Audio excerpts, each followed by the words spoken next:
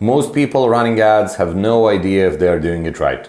Yes, you might be getting sales or conversions, leads, but are you sure you're not wasting any money?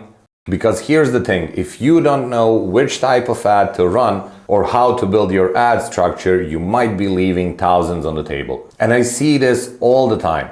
Businesses throwing away money without any proper strategy. So in this video, I'm going to give you best practices for 3 most common business types: Ecom, SaaS, and service-based businesses. If you're running ads for any of these, this is the video you need to watch. What's up, guys? I'm Stefan, co-founder of Diggity Media and owner of Unlimited Digital Agency. My team and I run high-spend PPC campaigns, and we've spent millions on testing this stuff. So I kind of know what works. By the end of this video, you will know how to assign your ad budget in the right way and pick the best campaigns for your business, whether it's e-com, SaaS, or service-based. Sounds good? Okay, let's go. Here's the problem we're all aware of. Ad costs are going up, AI is changing how platforms optimize, and the strategies that worked last year are basically useless now. Most people are guessing when they run ads, and then they end up spending a bunch of money without any specific reason. That's why I'm gonna walk you through exactly how to set up your ad funnel so you can actually maximize the results from your campaigns. But before you even think about launching the ads, you need these 3 things locked in. The first one is data tracking. If you're running ads without tracking, you're practically playing darts blindfolded. 90% of businesses don't have proper data tracking. Don't be like them. You need to track stuff like landing page views, specific button clicks, add to carts, checkouts initiated, conversions, and conversion rate. This data actually trains the algorithm and helps you make informative decisions instead of just guessing what to do.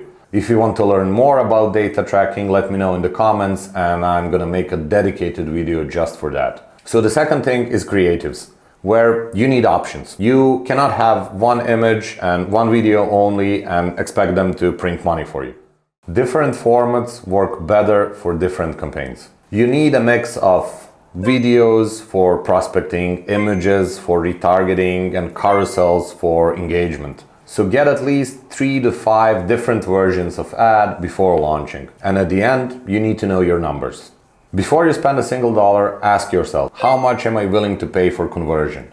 What's my customer lifetime value, and what percentage of revenue can I reinvest into ads? If you don't know these numbers, you're guessing. And guessing means you're wasting money on ads. Okay, now that we have basics locked in, let's jump into the actual ad strategies that work best for e-com, SaaS, or service-based business. Oh, and before we move on, hit that subscribe button and I'll keep making more video content like this one. All right, let's talk about e-com ads. If you've been in this space for a while, you probably heard of top, middle, and bottom of the funnel. That used to be the playbook.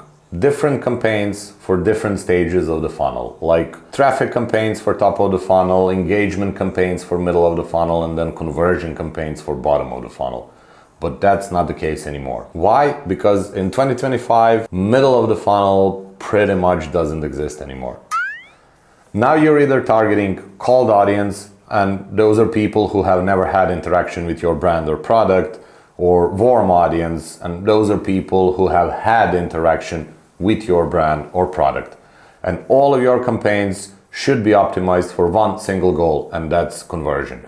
And that's it. You don't need no fancy charts or funnel. You just need to find the best way to speak to cold audience and to warm audience. So if you're running an e-com business, here's how you can do it. For most e-com brands, this is the playbook. 70% of your budget should go towards social media like Facebook, Instagram, TikTok, Snapchat, Pinterest, or any other platform. And 30% of your budget should go towards search engines like Google or Bing. Now within that budget, you should think about the split between prospecting and retargeting. 80 to 90% of your budget should go towards prospecting. This means you're gonna expand the funnel to bring in new potential customers. The rest goes to retargeting. You're retargeting warm audiences that already have had some interaction with your brand. Now, if you're getting a ton of traffic to your website already, you could increase the percentage of the budget spent towards retargeting. But if you're a newly established business, then it shouldn't be more than 10%. Now let's talk about which ad formats work best. If we're talking about prospecting or bringing in new potential customers, videos almost always beat other static creatives. This means you need at least 3 to 5 different videos per ad angle. And if you ask yourself what an ad angle is, it's basically the way you frame your message. Maybe one angle is about the quality, or about the pricing or convenience, or it could be fear of missing out. Whatever it is, you need to have multiple videos to test it out. But when you're retargeting people who already have had interaction with you in the past, images tend to work better than videos. Simple, static, with clear copy. So if you're running an ecom business, you need both.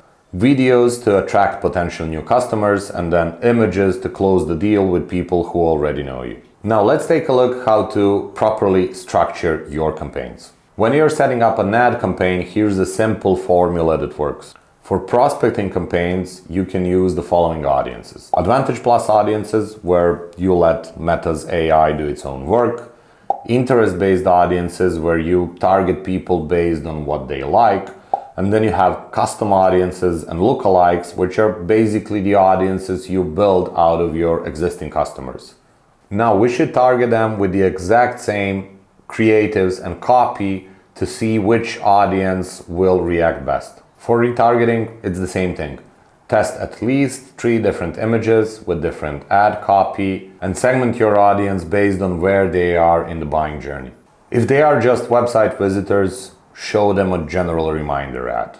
If they added something to their cart, hit them with the urgency. If they checked out a product page but did not buy, try giving them a social proof. Sounds simple, right? Now let's talk about Google Ads. For most brands, Google Ads should be focused on either shopping ads or Performance Max, also known as PMax. Now Google plans to integrate shopping into PMax, but until then, here's what you can do. If you're a new brand with small budget and low traffic, start with shopping ads. It's the easiest way of getting sales without relying on the algorithm that needs a ton of data to get you results. But if you have a lot of data, high traffic, and a well-optimized account, Performance Max can do really well for you. Think of it like this: new brands, shopping ads; established brands, Performance Max.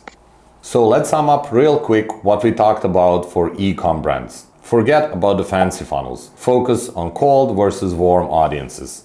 Spend 70% on social media and 30% on search. Put most of your budget into prospecting unless you're getting tons of traffic. Use videos for cold audiences, images for warm audiences. Run at least 3 audiences for prospecting and 3 ad variations for retargeting. On Google, run shopping ads if you're new, run PMax if you got data. That's exactly how we run ecom ads at Unlimited and Diggity Media. Okay, now let's break down how to set up ads for SaaS businesses. If you're running a SaaS business, things work a little bit different compared to ecom. The 3 pillars still remain the same, and that's tracking, creatives, and goals. But when it comes to your budget, this is where things change a little bit. For most SaaS companies, a 50-50 budget split works best, at least in the beginning. Social ads are great for getting people interested in your product, but search ads, that's where people are actively looking for a solution. Now inside that 50% budget for social media, you should follow the same structure as for ecom. 80 to 90% of your budget should go towards prospecting, and 10 to 20% of your budget should go towards retargeting. And here's something specific to SaaS when it comes to retargeting. Videos can outperform images because most likely you're gonna have some kind of educational moment involved. For example, showing a quick product demo or a walkthrough of your software in a video usually converts better than images. So if you're running retargeting campaigns, test both images and videos and see what works best. So here's how your funnel should look. People who have never heard of your product, you send them either to a home page or to a dedicated landing page. And if someone visited your site or hit the checkout page but did not purchase, they're now in your retargeting audience. Now here's where most SaaS companies mess up when it comes to retargeting. Instead of sending traffic to a dedicated landing page, they send them back to a home page, which is kind of pointless. Send them straight to a dedicated landing page, which could be sales page, or a limited time offer page, or a personalized landing page. So you need to make it easy for them to take the next step. Now let's talk about Google. For SaaS, search ads could be a gold mine, but only if you know how to target the right keywords. So I want to split your keywords into two groups: top of the funnel and bottom of the funnel. Top of the funnel are long tail informational keywords, and bottom of the funnel are high intent keywords. For example, top of the funnel keyword could be best CRM software for small businesses. The competition here is lower, the cost per click is cheaper, and you can use these to build awareness and capture leads early. For bottom of the funnel, you can use keywords like buy project management software or best SEO tool for agencies. These clicks cost more, but people searching for them are ready to buy. Depending on the search volume, you should split your budget between those two categories. If you are already getting a ton of traffic, then you should focus more on high intent keywords for bottom of the funnel. If not, invest evenly in both of them and see which one will get you a better return on investment. And let's not forget YouTube. YouTube could be a huge potential for SaaS, but only if the demand is there. And how you can find out if the demand is there? Well, you can simply search for a phrase related to your product on YouTube and find videos about it. Or you can check are any influencers or industry experts are already talking about your space. If that's the case, YouTube ads can work really well. But you gotta target the right placements. Instead of just putting ads on random videos, here's what you should do. Place them in search results, so they show up when someone searches for a relevant topic. Or as in-stream ads, which show up right at the beginning or the end of a video. This way, you're hitting people that are already interested in your niche. The next one is something everybody's talking about, and it's Performance Max. You've probably seen a lot of agencies pushing Performance Max, but here's the truth. It works best only if you have enough data. If your ad account is fresh and you don't have any historical data, there's a chance PMax will just burn your budget. But if you have been running ads for a while and you own a lot of data, then PMax is probably the best way to go. All right, let's wrap this up. If you're running ads for SaaS business, here's what you should do. 50-50 split between social media and search ads. Use social media for prospecting and retargeting and combine videos and images. Make sure to have at least 2 solid landing pages, one for cold traffic and one for retargeting. Run search ads with a mix of informational and high intent keywords. Test YouTube ads, but only if there is demand in your niche. And PMax is great, but again, only if you have enough data. And this is exactly how you should be running ads for SaaS business in 2025. Now let's talk about service-based businesses. Here it's a completely different story compared to Ecom or SaaS. With services, people don't just scroll through Facebook ad and think, oh wow, I wasn't planning on getting my roof done today, but this ad changed my mind. This is not how it works. People look for services when they actually need them. Social media aren't great for bringing in cold leads because people will not call a lawyer, a plumber, or a health clinic just because they saw an ad on Instagram. But this doesn't mean you shouldn't run them. So use social media to show ads to people that already visited your website. If you have high enough traffic on the website, then use social media for retargeting. If not, then you can use social media to try and generate new high quality traffic on your website. But Google Ads, that's your gold mine. If you're running any kind of service-based business, Google should be your bread and butter. And unlike SaaS or Ecom, here you should focus only on high intent keywords or bottom of the funnel. This means you're targeting only the people that are ready to take action. For example, if you're running ads for a law firm, stay away from broad keywords like legal advice. Instead, go for high intent keywords like best personal injury lawyer in Austin, or divorce attorney near me, or best DUI attorney in San Diego. These people are not just looking for general information, they need the service right now. And this is where optimizing campaigns properly is the key. Now let's talk about how to get the most out of Google Ads. So the first step is to build a negative keyword list. The biggest mistake I see with business owners is not having or not regularly updating negative keywords list. For example, If you're running ads for a high-end dentist, you want to make sure that you don't show up when someone searches for low-cost dentist near me. That's why negative keyword list is so important. The second step is to have super relevant landing pages.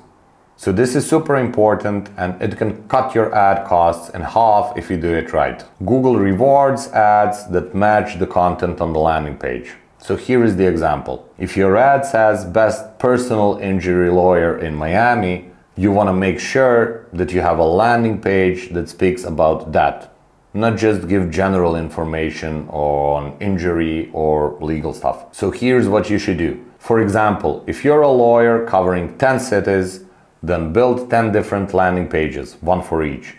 Or if you offer 5 different services, then build 5 different landing pages, again, one for each. Yes, it requires a lot of work, but trust me, it makes a huge difference. The last step is to use Google's ad extensions.